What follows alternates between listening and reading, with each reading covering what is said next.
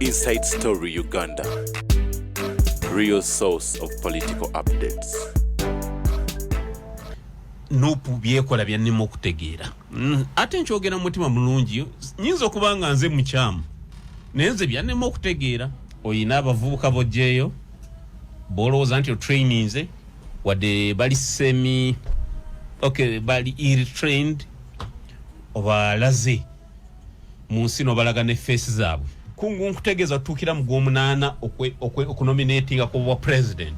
Abaana abo bayinza okuba tebaliiwo.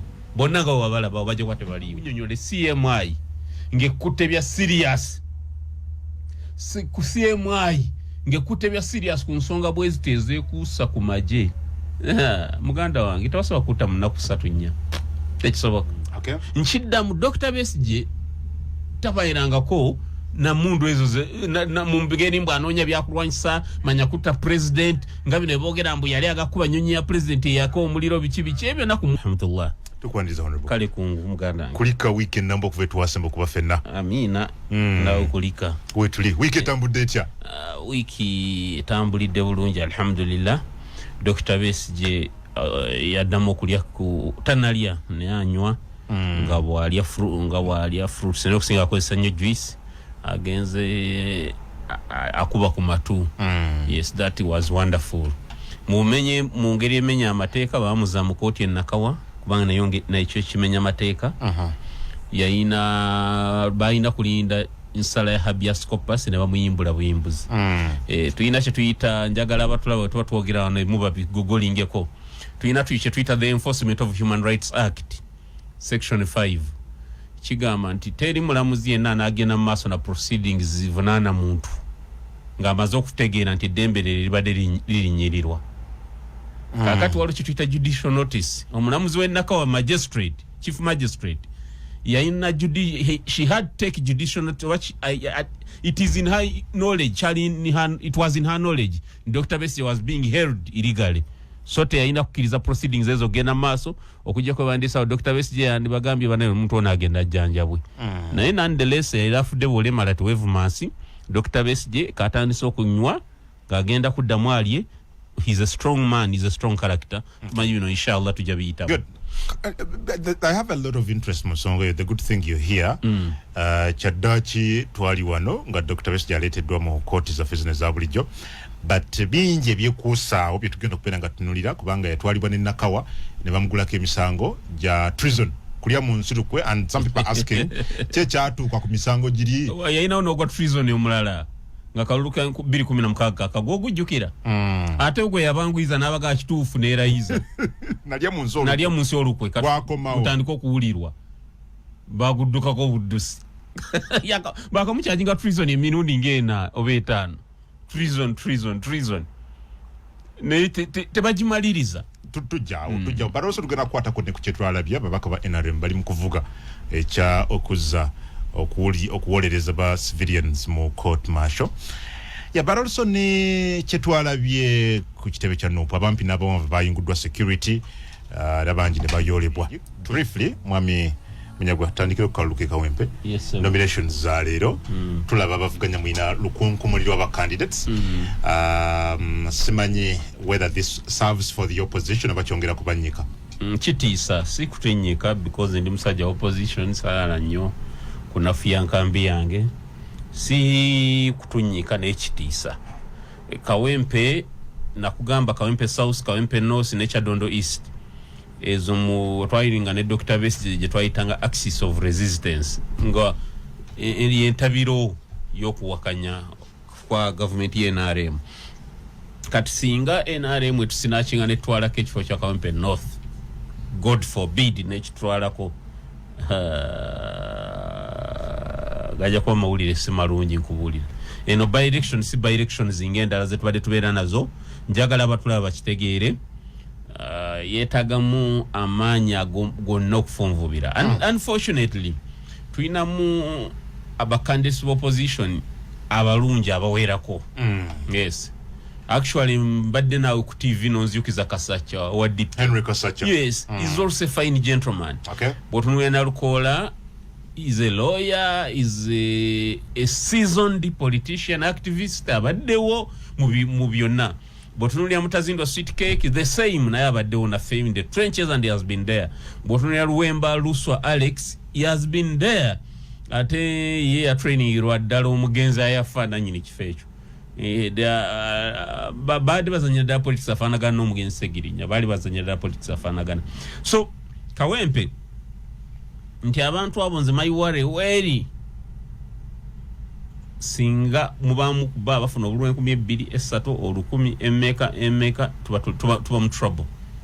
Kubanga NRM without fear of any contradictions, NRM register update say ya staffing a register na balance.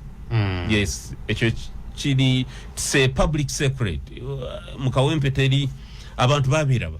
So ate banyi opposition tuyino muzego obutajumbira by elections.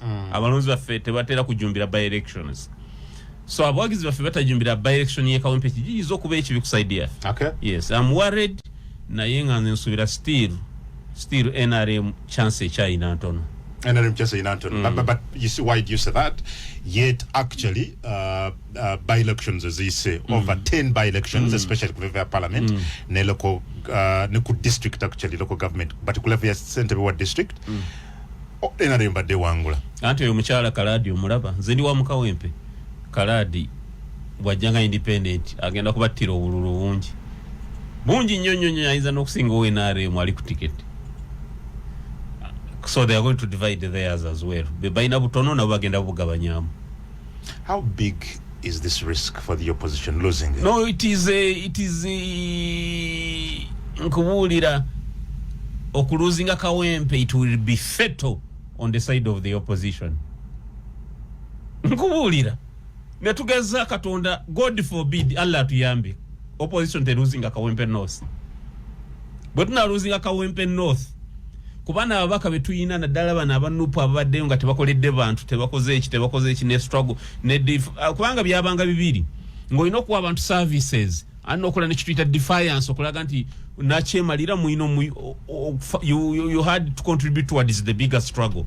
Nebyo ndate babikoze kati when you lose Kawempe, that momentum ejja ku building about sweeping in Buganda. Okay. Opposition bajejera we losing Kawempe. Okay. Nkubulira gwekiro toshekanga singa God forbid to losing Kawempe. We losing Kawempe kijja kuba kibi. Momentum ejja kuzimbo jejira against the opposition.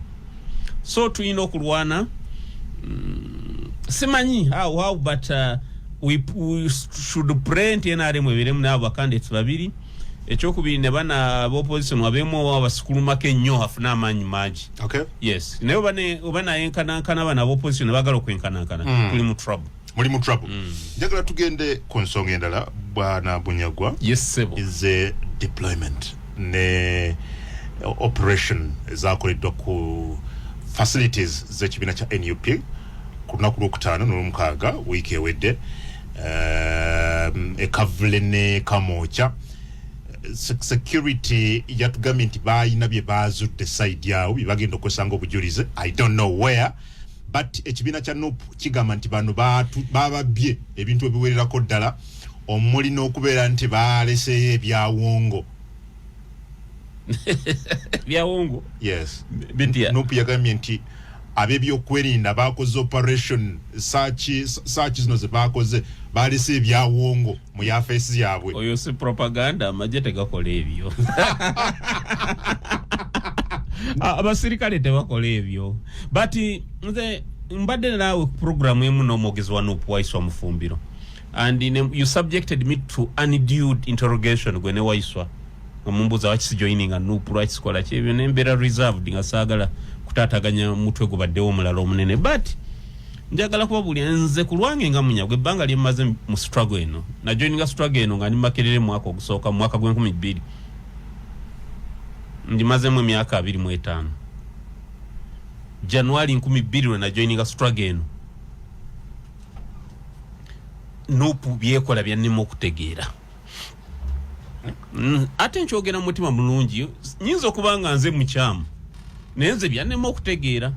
nakugamba twali ku TVM ne ngamba parade eno ekigenderwa kyayo ki ate lwaki bataddemu cameras parade je twalaba nga bagamba paracha ampuliriza ebimu ku bakola mwami Nyago byayogerako parade eyogerwako eya paracha nga bayimba ennyimba ez'omunsiko omoto wawaka n'ebirala nja kuzanyiraga mu kumaloboozi gegano nga chairman Nyanzi ne David Lewis Lubongoya be bakulembeddemu parade ebigambo bino biwulirize bulungi bye bino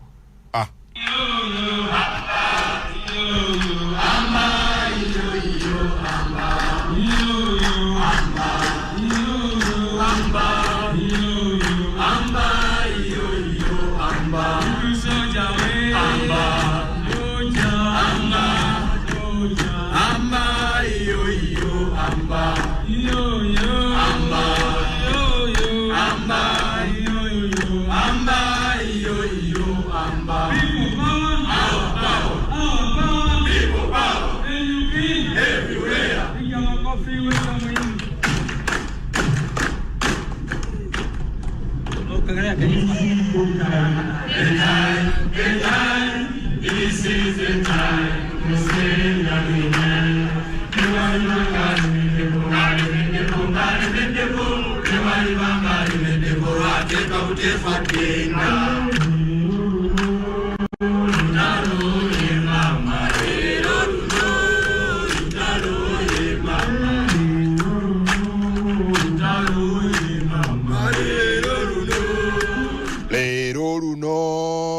Lutalo ye mama lero luno parade yeyo kakati jotategera kyotategeddawo Chester tegera kwe kwata abaana balinga abaana 2 wa 3 nemba parade nga nembateeka mu cameras nga zisikana ne face zaabwe nakugamba wano nti abaana abasinga okukwatibwa mu opposition ababwayo baba kamanda ekintu bwe kityo mba muli serious mpozi nga muli mukudikuula nga muli bya kusaaga mu busazi ne mba muli serious kamera zaki lwaki mukiteeka ku mawulire mwandi badde eyo undercover force ne mujiwa obusobozi obusinga nayo byo kubanga of course yebakola si drills z'amagye it's a paramilitary group babulamu okubeera okutuuka ku drills zogambe z'abasirikale bennyini abakakase nekiraga omuntu omutraining amount you are progressing towards that Bobby Wine yabaga nti mumuli majje genye ate eyo nsobi wakati lwaki balaga mu kamera lwaki temwabambaza obukokolo because you need them kakati nze kyengambe ebintu byanupya nemo okutegeera netaga okunyonyola nnyo nti teyali trap kumalawo baana abo ate nendala n'ebya muganda wange Nyanzi byayogedde nga muli ku TV bino byayogedde ali ku Radio 4 Honorable Munyago byayogerako Chairman Fred Nyanzi Center byayogedde nga ali nange kusanyuka TV onako olwajjo namubuuziza nti security bwe yalinga emuyina mu 5 bamubuuza ki koye nti bambuuza bingi ne mu challenge nga ambulireyo ebimu ku byo nangamba nti bamubuuza abaana be yali traininga bebaani abawa amanya gaabwe Chairman yegobadde owulira Chairman Nyanzi nga yadumira parade eno nga bwobadde owulira maybe this video rather this audio brings it out very very well. This one wulize ebigambo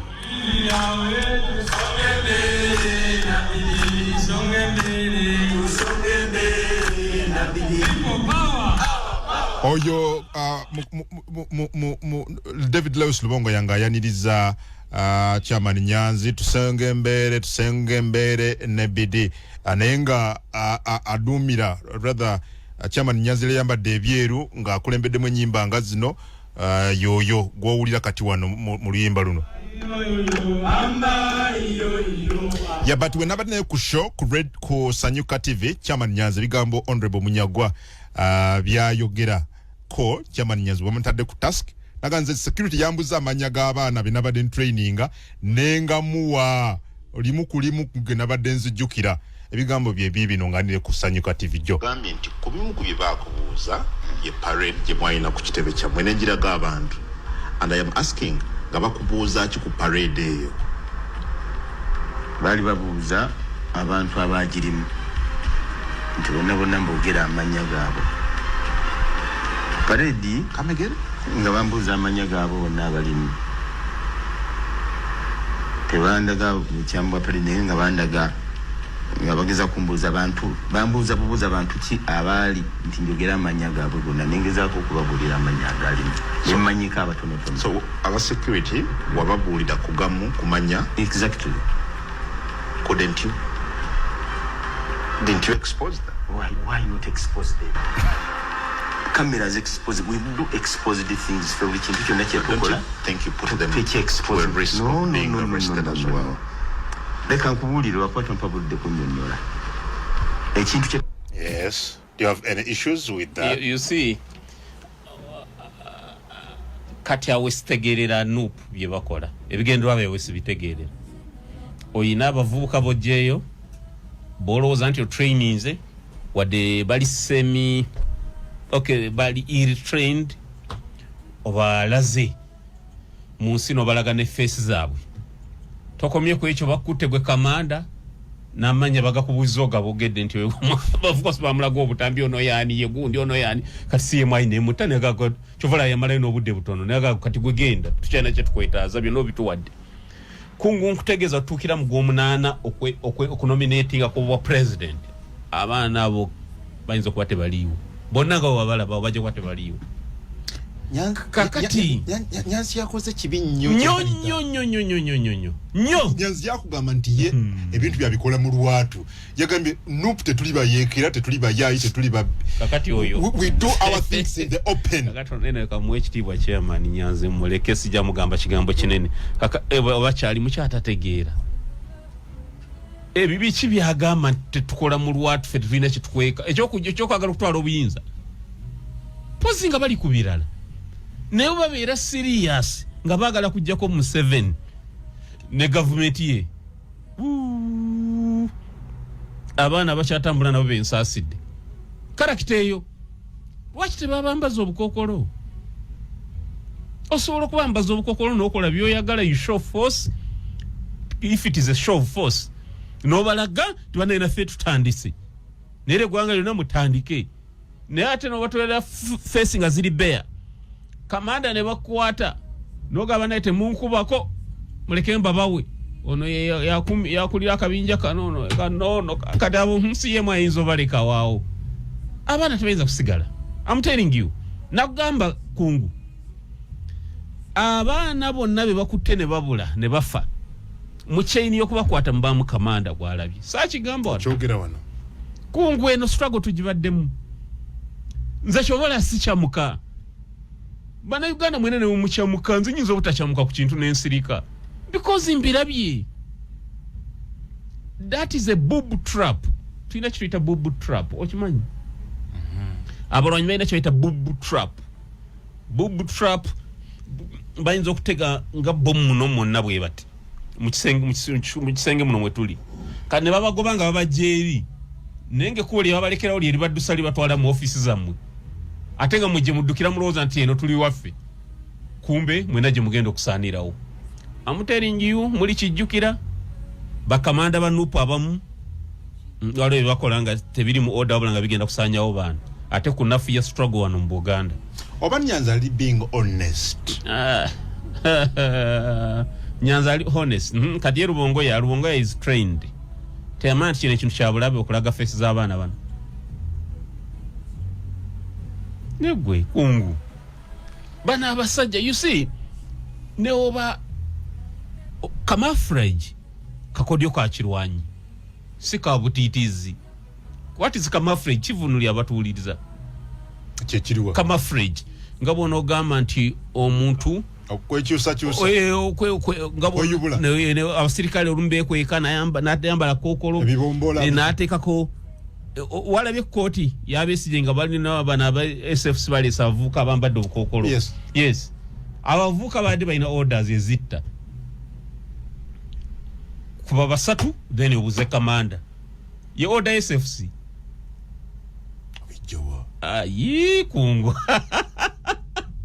abavuka bazene order nange nebuzo obukokolo baba bazene order ezitta walaba nga bakwata jenoka anyway olaba onakwe bakwata jeno kayula bagenda kufamu ye Kasagama bali bambadde bukokolo bwemu baba ne orders kutta naye nga bamanyi omuntu gwe bagenda okutta munene naye singa akutta abantu babe nga tebasobola kumanya exactly ani yakoze eki yakusse kasitola nga security yambaza omuntu ebintu webityo abali bamuwadde orders zikulo musango omunene bwe bukokolo yes bwamala okukikola nga otoyinza kumanya ani yakikoze olaba ba Hamas nga balwana Israeli balina emundu balina buli kimu bali mu ggwanga lyabwe Gaza Israeli eriwaayo but bambala still obukokolo yes kubanga omusirikale omwetaaga mulamu abasirikale tobeetaaga kweragirako awo nolaga iyo bigagenda gasaki ebyo byoyimba bobiyimba nga ne Museveni ne bwayitaawo wayitawo essaawa 2 Museveni ayitaawo ku 2 tolina kyogenda kukola kati byoyimba bigasizaki iyo agasizaki iyo yagenda kugasaki nga ne Museveni ku 2 ayitawo oba towulidde bulungi bibayimba wacha mulimuki iyo mulimu iyo fe twalina Red Top Brigade eyali munaavuka ababuka ne bagwa mu parliament oba wabalaba sabaana gonye kalangala ku safe house yemu muloza fe tuli basiru tetumanyi we don't know tebaba lisa gonya all through obakutto batutte kalangala ku kizinga lwaki that's a boob trap it's a boob trap yali boob trap akaluka genda kugwa tugenda kabba kakalunga kawede waliwo violence tuji how do we how do we mitigate the anticipated violence tujinafiza tutya bakamanda bona mbatwalire ekalangala waliyoki tewowerayo balonzi mitwala 2 waliyoki kyotwalireyo abakamanda bona Brigadier General Sande n'abazinga kati the rest is history. People lost lives in Kalangala. I'm telling you. Ebyo mukola byaki mumwaite mukira nti Kalangala kizinga omalo kuyingira ofuluma ku Kaluba. Those blatant mistakes zituletera okulowooza nti eiza mbikola mbugenderevu nga babaleeta okunafuya generation wano bukube Buganda mugimalewo etuke time you see ebyo bibaawo babikola omuntu Bashir wa Sudan nga area wewamu uprising ete emutawanya nga Darfur region yenga chakola atandika rebellion nga yagitandisa yenyini then najja natta abantu bonna those balaba mwembavu okumuwakanya bonna n'abasanya omukavu yako mpozi nga muli ba agents nga muli mbukozesebwa okusanyawo wana abaana bonna who can ably stand against this regime. So are you saying it was a mistake for NUP to parade? It was either a mistake or it was a deliberate boob trap. Cameras ate boboy natambula munyiriri nga kamera bwe mugoberera eti bwalambula muvuka. You were the first lady. Byachana kitota. Manti president one. President kungu. Tewala be president. Na kungu ebintu emuto toleta abantu ba I had my sister babbing agamba buli kye twagala okwamba so kiwamba otia wizo babbi yagambye ati buli kye twagala okwamba so kiwamba anti bano babadde na babenya waga mwe muli majege nnyini amajaga tasobola ku resisting abaze kurumba kitebe dakika 3 twamsubide clash wakati wa maje na maje nga balumbi ekitebe dakika 2 nembero overpowered embuke bikomera ne mudduka babbi yabadde ku Twitter nga ganti baneiba batugambye baneiba nga bamugamba taina ona surveillance wanitata tukomeo njagala tuve tufundikire ku byabadde ku kitebe kya NUP. Honorable brother Mwami Fred Nyanzi Center muyayolibwa mu kuyolibwa n'abuzibwa ennaku 5 ekyavamu n'alabika jona badde ne ku TV n'ayogera bimu ku byayogedde obiwulidde but also n'avaayo n'alaga nti he was dumped kumpi n'amakage ebitongole by'okwenda byasooka kugaana tetumumanyi police temuina majete kamuina John nabadde ne exclusive interview ne omwogezi w'eggye acting major general Felix Klaije program egenda ku airing leero ekiro sawa nya kusanyuka TV nankakasa nti be bamulina ekyo tekiri mu doubt nena gamba arrest season nazo zigendereza oba ojjukira nga kusomesa ku arrests tuddire mu kukotono amaje kungu amaje gano nago gegendereza gaba gakunona basobola okukwata olw'ebigendero ebyenjawulo basobola okukwata ng'oli kamanda waabwe genda kunenya nsobi z'okoze mu operation ye basobola okuba balina bakukwata for a debrief abasirikale balina kye bayita debrief a security debrief. I need to take notes. Amaje, and I want this to go on record. Anti obiteeka kati notabijjukira mbeera mbikugamba njagala kuwandiika ogambye security specifically amaje gasobola okukukwata ng'oli kamanda for a number of reasons esooka ng'oli kamanda waabwe ng'olina ensobi ze wakoze kamanda w'amaje atayinza okuba mu opposition ekyo ngenda kikunnyonnyola. Okay, commander, their commander. Nga oyina ensobi ze wakoze. You do mistakes, they come for you. They come for you and they will pick you. Mumanyi. Ekyokubiri basobola okukwata nga bakutwala for a security debrief. They take you for security debrief. Nga bakubuuza ebibuuzo bakubuuze nga bw'oyanukula. Ojja kunnyonnyola. Ekyokusatu nga bakutte genuinely bakutte oli mulabe. Okay.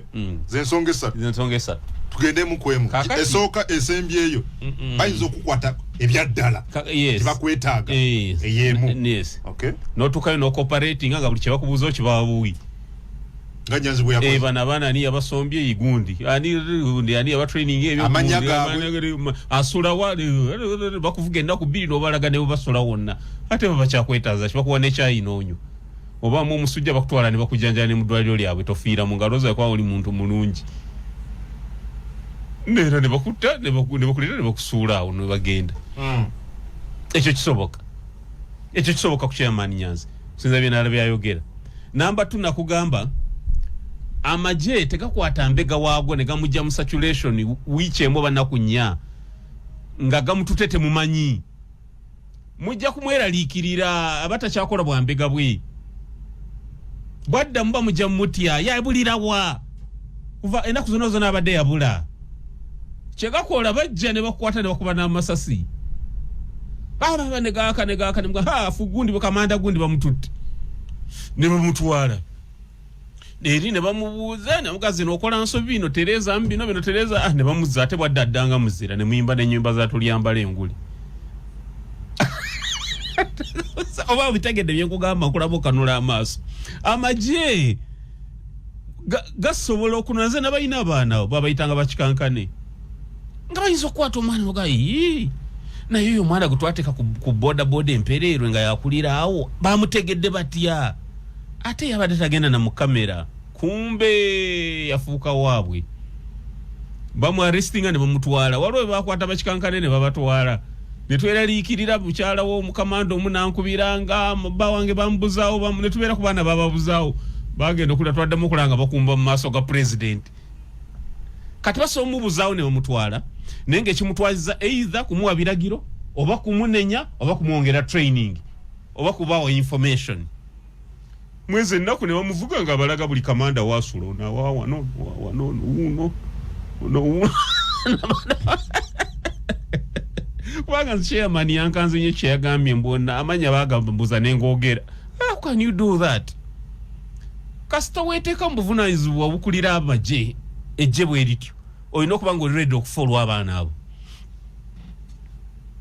So does this mean nti tuyinza okubeera nga chairman Nyanzi yayogera n'ebisingako ku kyokulaga amanya kakati yakugambye ate Katonda yamwogeza yabadde ku TV nagamba naboogedde amanyi oli wayogerera amanya address zaatawaayo n'essimu na biki kabono fudabono ye yagambye bugambi nti beerufu talina kyakweka kale abaana babandi abattise nga awooza bwerufu tolina kyokweka ku gavumenti gy'ogamba nti olinako president mb'olina abantu 15 abaabulawo aba 18 abatalabikanga obwerufu bukolera waawo kyoyita obwerufu kyenakugambye mpozi kye balimu tebakimanyi then baleke kumalira abantu budde goyinza okukwata the entire squad ye cream de la cream yo top high command n'ogiwaayo n'obalabisa olowooza olina gw'onoosigaza.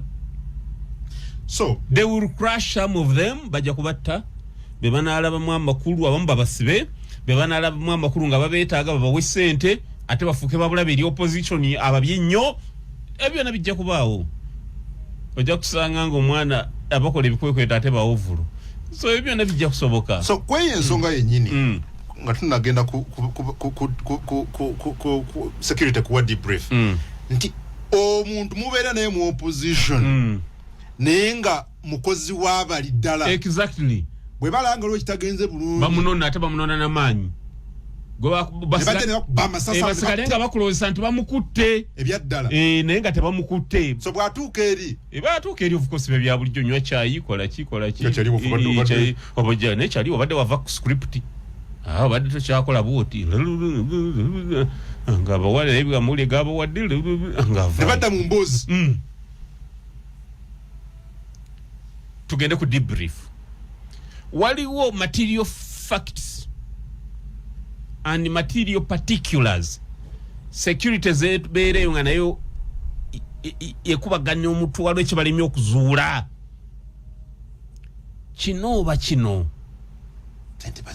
ne bagamba owaayi waliwo abakulu abataaga okulaba ewiiki nga tuli mu saturation for a debrief security debrief bayinza ofuna chief wa CMI nayogera nawe olunaku lulamba akubuuza ebibuuzo nga bweyanukula kyebaita debrief nene enkyanga genosale akwetaaga ekapeeka then okwosa enkyanga Geno Museveni akwetaaga then lulinga kundi akwetaaga kati it's a week nga bakwetaaga kati kyebalina okukola they have to get you out tulina okukwata tukujeewo osooke tumale ekyo okomewo tukole tutiyanta parade tukole ku activity mu muje munoni zije tuyimbe ndi munoni jakuna nyambale byeru bimyufu nze muje munoni nja kola omulimu munene muje munoni nga baje bakwata nga yenyini yabagamba ku munone computer eno neri password yeri eno ne password yeri eno neeno kakule kungu politics is a science tobeerange yewamwe rubale nakulinya buli nyino kanyingidde ebyobufuzi n'oleeta engalabi ojafuna problems. Politics is a science. Kubala. You must do a lot of permutations and combinations gokusigana mu politics or surviving of nebyo yagala. Teri to nimbe kigendera kya parade yo ne kakati mwogo kyagaji. Ate arrest ne ya chairman yan. Ane amaliza ne balumba. Ne banona. Ne banna property. Computers. Ne basala ku premises ne ba. So chairman nga bacha mulina. Nga bacha mulina. Ne password ato wakunga abanazo. Kat structures onawo za bate bazirina. Kubanga yakulira kunga. Structure bate bazirina oloze gwanga lyonezo. Nawono. Kankunyonyoli. You must be careful. Nakugamba ko gura kuba werabira. Ne kugamba ojukira kati tunava ku FDC headquarters. Nakugamba nsasira nnyo omwana awangalira ku kitebe kya FDC obe kya Nupu nga wabeera obulamu bwe bwonna. Sakigamba ko kyogera. So tumanye ebintu bingi lwakuba ebimu tutya kusasamaza. Nzoyogera statement kankunyonyole CMI ngekutte bya serious. Ku CMI ngekutte bya serious ku nsonga bwezi teze kusa ku maje. Muganda wange tawasaba kuta munaku 3 nnya. Tekisoboka. Ngati wali ona kiragiro kya kooti. Ngati wali ona kiragiro kya kooti mune bagula obuguzi naga kati musule wali agende. Natagulibwa akuna musango. CMI nga yekulina. Twalina omuwala mu FDC. Twalina omuwada mu FDC nja kubula erinnya gatuli kumpewo. Kwagaliza kuba mukyala mu kika musajja. Nga yebulida kikaba mu repinga. Bamuwamba na mutwale na mukolako ebyensonyi na maana ya musula Samuel. Ensi yo ne mumanyi. Yamala nayingira mu anti. Nga yebulida kikayo go bawamba bamusula kala. Of all people yeba muwamba bamusula kala moja bamusula ne magala bano. Waliwo omulala ali mu Nupu eyo muwala. Waliwo omubaka yali wa mu Kampala muno. bamusibako naye emisango gy'okulya mu nsi olukwe. Yampita mu meeting omubaka oyo ku Roots Restaurant e Nakasero. Nengenda nensanga omuwalo yali mu Nuupu nadduka misinde. Kyaliwo. Meeting yali nene nga tugenda kuteesa ku bintu binene ampisa tuteesa ku bintu ebinene ebyokulaba. Ntuuka ku Roots Restaurant e Nakasero ngenda okumulaba nga alina omuwalo omwali mu Nuupu eyo ne mugamba lindako nembuza driver wange tuze kuteesa ku nsonga eno nga n'oli waali ti nenzia mugamba omukulu oyina bye wantumye naye mbiina mu motoka omukambirete emisinde gye natwala naye waayitawo ennaku 2 nga story yonna bagirina bamusibiza na Rufeenya. Ogwo mwala ali omumanyi byakola.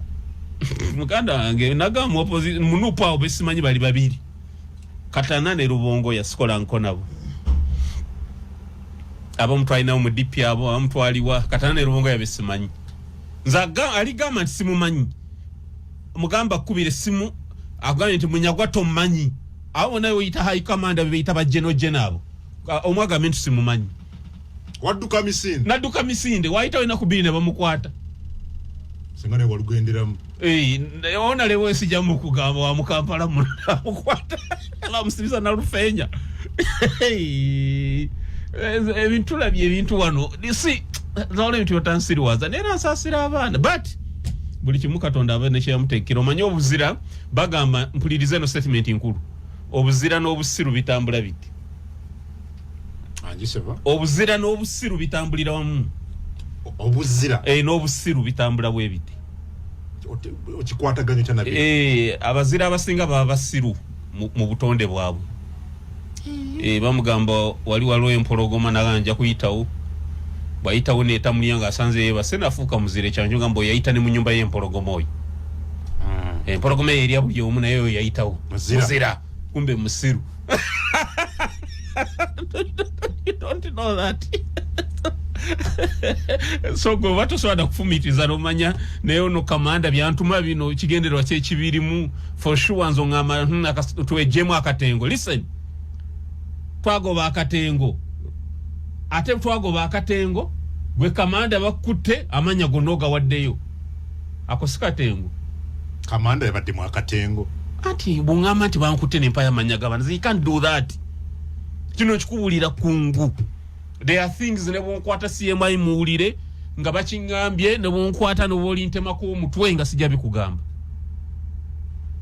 Ebyo nga nja kusala wo mfenacho. Solama contradiction. Okay, tetuyina katengo. Tetuyina katengo. Ate go nga bankwata ne banga tuwa amanya.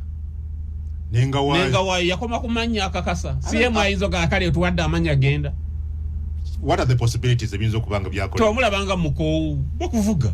Ekiro kyonna nga obalaga buli omu wasula. Bomanyi. Come again?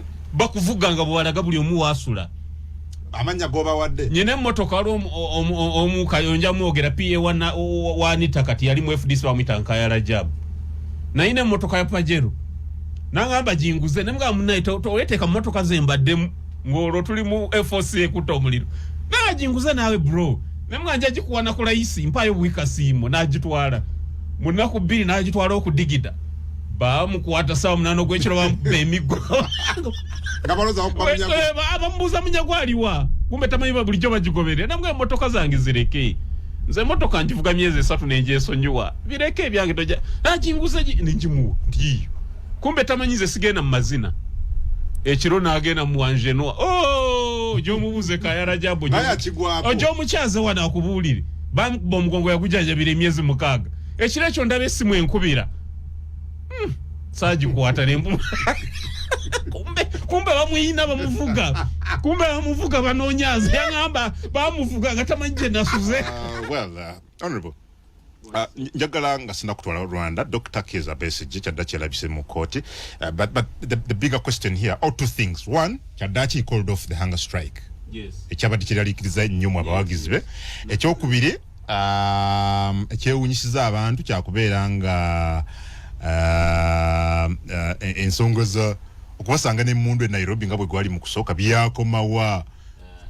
Isooka kansuke nkubulira lwaki twatweralikide omanyi Besigye tayigika. Nze nabeera ne Besigye emyaka egiwera ne Besigye tayigika. Dr. Besigye naturally muntu musirise zijukira lwe twatambula ne Lukwago ne Besigye mu motoka ya Besigye okuva e Kampala ne tuke Kabale nenga yogedde ebigambo nga bina nasirika mba mutuka ebiharwe na tunafunayo kuchokulya omulodi. Imagine okusirika okuva e Kampala paka ebiharwe ng'asirisa ati. I didn't know that character. I'm telling you, He's a quiet person. Very quiet. Ng'asirika okuva e Kampala. Nenga batanyize just atanyize ali okay nenga atunula butunuzi ati. What? Motoka netambula paka ebiharwe. Nava mu ekigambo naga tunafuna ekyo okulya omulodi. Mwenano za mwewe. Tukai Dr. Njala yatulumye dda. Omanyi sirabanga omuntu alina kitiibwa nga Dr. Besigye. Nkubuulira. Sirabanga omuntu Katonda gwe yawantiisa na kitiibwa kulembera abantu nga Dr. Besigye. Dr. Besigye munabyafuzi yakasinga okulembera abantu ab'empaka wano. Nenga bonna bamuwa ekitiibwa. Nze nkubuulira Ssemujjo tomulaba sorry. Ssemujjo tomulaba alina mu kumpaka. Naye wali Besigye omulaba nga ali calm, ali down, ali quiet. So nga mutatere mmala okulya nandooza omulodi tusimbule. Ne mudamu nadamu nasirika paka e Kabale. Teri amanyi Besigye kwabo bonna ne babayinguridi abo bani bonna tekuli amanyi Besigye tebakulimba. Besigye muntu Katonda yamuwa oba sijaga nti muzibu ate najjamu obuntu bulamu obungi. Muntu mulamu nnyo naye ate aliani tomanya kyazaako very unpredictable. Kakati bwe yagenze kwanga strike twabadde ku nkenke ntuga musajja talemera kwanga strike. Ilikuwa Besigye ogana okulya kiregeza kinene. Asobola okuganira ddala oyo. Nkubuulira ebyo sitemulya. Besigye asokola ekintu n'asalawo nti kakati kino nganyi. Ebyo tebimulya. Naganira ddala kubanga nagenda ne bankwata abasirikale Arua. Bankwata ne bantwala mu nkambi y'amagye. Bantwala n'oyo sweet cake oyo. Ayesimbye okuba MP bwekawempe. N'omulala muyita Lukwago amata agatafu. Ne batwala mu nkambi y'amagye. Ne batulugunya nnyo. Kati odako olusooka enjala ne tulumwa. Olwokubiri buba bukyekiro ne tupondooka. Kamanda nagamba mugonze tubawe emmere. Nga Kamanda Maraga tuwanganze nyina alusazi nzita. Ne bampa essowaani ya plastic kuliko ebijanjaalo n'omuceere n'endya. Ne batukwata olunaku olulala lwokusatu ne kanene batuta. Bwe nakomawo Dr. Besigye nambuuza mbuulira ebyabaddeyo. Ne munnyonnyola kati bwe namugamba ku lunaku olwokubiri ne tulya emmere yali anzise. Naga totegeera bulijjo omuntu kwe tumaze ebbanga tuteekateeka oli otya emmere mu detention. Oli otya emmere mu military detention. Nemuga Dokita batukwata twavuga okutuuka Arua nga tetulidde. Twatuka tugwa mu mikono gy'abasajja ku makya ne batukwata nga tetunalya. Nenda kumpi satu nga sinalya Dr. Nyinalusazi. Nagamba nedda wakiri ofa. Neno otafa butwa. Ofa enjala n'otafa butwa. Kati olaba obulamu bwali bwange nenga obusungu bwa nnyinako okulya emmere mu nkambi y'amagye awulira bumutta. Kati omuntu bw'ati bw'ayebwa agenda kwanga strike aba atiisa.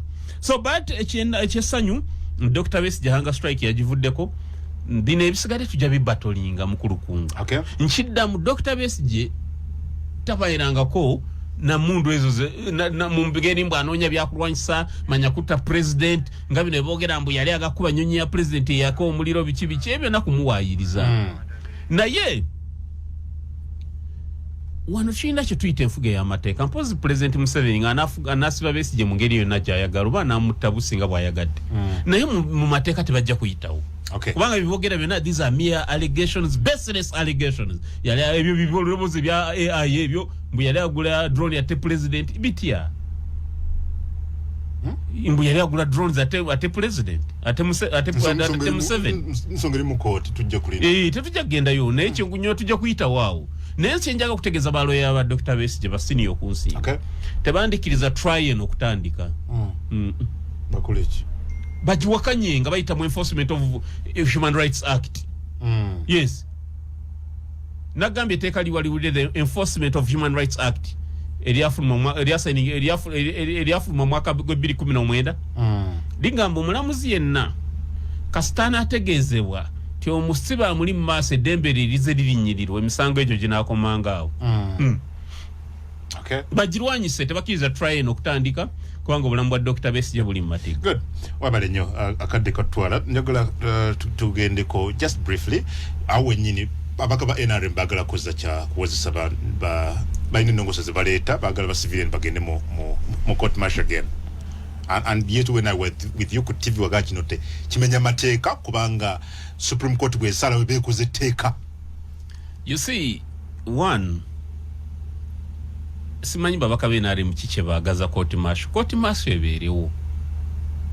Mpozi nga bangamba kugizaawo ebeere nga disciplinary committee y'amagye eri munda. Naye kugamba mambo amagye ganabeera ne court eyago yitibwa court martial nga batuulawo ne basalira omuntu omusango gw'okufa mu kibonerezo kyaki ekyo bandi kivuddeko. Ate kino kiyamba benare mbennyini mukulukungu. NRM enetera okuva mu buyinza. Anaabukwata tomumanya toyinza mumanya. Mu byobufuzi teri muwanvu kimala kulaba binajjanca. Bajja kukwata obuyinza babajje mu ngalo babatwale mu kakooti ako kennyini ke baagala okuza. Nkubulya kungu. Ate bawolomaabo. Bennyini. Bennyini. Bakikoze. Kino kye tukola okuwakanya ekikooti ekyo kiyamba ne President Museveni yennyini kuba anaatera obuyinza butatera omuva mu ngalo anaatera okutuuka obudde nga si president. Tuyamba nti buli Munnayuganda yenna akabaani at any time, at any particular time, edembe libenga terisobola kulinyirirwa kabe musirikale n'omusirikale muntu. Okay. Yes. Good.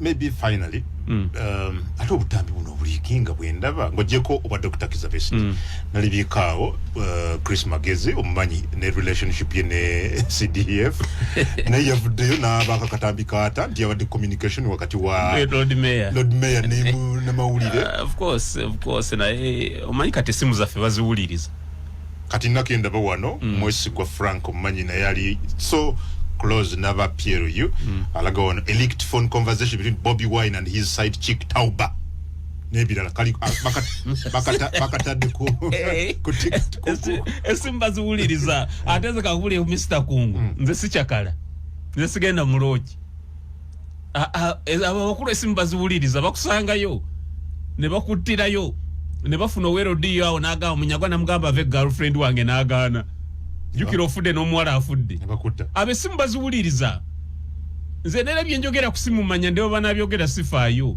nzo jogende juzi nagenda okulaba Besigye twagenda Lukwago ne batuganira ku gate luli nenave egundi ebuzira okudda ng'essimu yange teyogera nga bulwe njogera ekwakwaya baba baziwuliriza ezo simu bonna baziwuliriza balina gadget saabo zonna eziwuliriza buli simu abo ebabiwuliriza. Okay, nabala thank you mwebali kubeeranga namwe mugobere honorable tuve ku mpe wakadde kaweddeyo abantu bawulidde tulina dakika n'emu dakika weeri mbadde nkusaba kana akayimba okatereka abantu tekawemula oyagala nkazanye kakano kuno ku simu yange yongeze eddoboozi wano. Okay, kaze yaawo oyongeze eddoboozi nga bwe kali awo kamugutuseseko kanukula ansa eyo. Okay, tekawemula tokatya. Okay, kayimba kano ondokunyagwa akkiriza tubeere nga tuzanya kayimba kano kandabe kanukula ekibuuzo kyoli agambye nti Museveni ye atalooza nti aliva mu buyinza ono ye Mobutu Sese Seko kukwaza cabinet minister wa mutendereza ebyamagero Katonda byateeka mu Mobutu. Okay, katukazanye wano ampuliriza akayimba tovaayo kanjongezebwa mpuliriza akayimba kano tukawulire Mobutu Sese Seko nyongereza wano wano akawaggulu ako kwano yes wano Okay, kale katuwuliza akayimba kano aka honorable Munyagwa nga bwayagala tukazanye tuwulize.